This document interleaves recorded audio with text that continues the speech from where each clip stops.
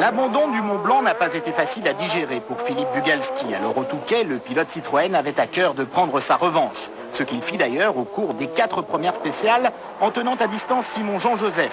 Avec sa Subaru privée, le leader du championnat pointait une dizaine de secondes derrière Bugalski, mais sa satisfaction du début de course était bel et bien de devancer Patrick Magot, le deuxième homme de chez Citroën. Mais Philippe Bugalski va tomber en panne sur le routier avant le premier parc d'assistance. Magot, lui, est déjà là et ses ingénieurs se penchent sur les problèmes de frein qui ont affecté les Xara depuis le départ du rallye. Après avoir pointé 14 minutes en retard, Bugalski arrive enfin.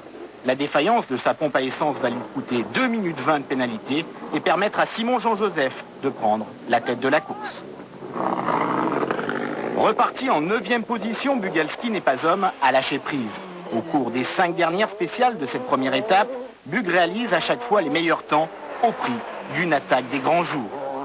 Quant à Jean-Joseph, il a dû cravacher durement pour asseoir sa position de leader et contenir les assauts de Magot, toujours en difficulté avec ses freins.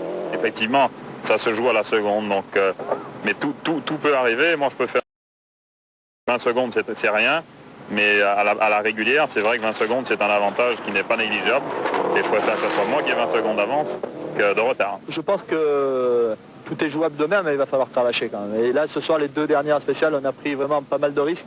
Deuxième étape, et c'est à nouveau la météo, comme au Mont Blanc, qui vient brouiller les cartes. La pluie est tombée durant la nuit et les routes du Nord sont devenues plus glissantes. Avantage donc à la 4 roues motrices de Simon-Jean Joseph. Malgré toute sa bonne volonté, Philippe Bugalski, vu les conditions de route, ne peut pas lutter avec sa 2 roues motrices. Le voici cependant revenu 3e du classement Scratch. Jean-Joseph a donc dominé la 2e étape. Il s'impose avec plus de 3 minutes d'avance à l'arrivée et prend du coup le large championnat. Après une belle bagarre avec tous mes concurrents, je suis bien sûr très heureux d'avoir gagné. Mais maintenant, en ce qui concerne le championnat, chaque chose en son temps.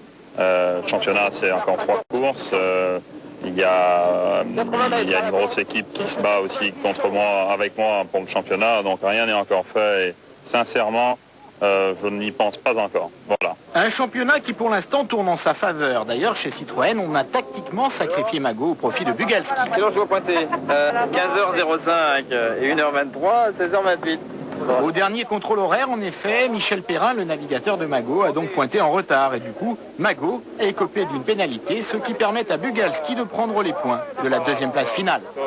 Le laisser passer pour une 2e place, c'est moins grave que le laisser passer pour une première, mais bon, je crois que le plus important pour nous à l'heure actuelle et pour la saison prochaine et pour l'avenir de Citroën Sport, c'est de gagner ce championnat.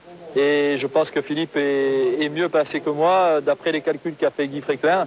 Donc il fallait que je m'efface ici sur ce rallye.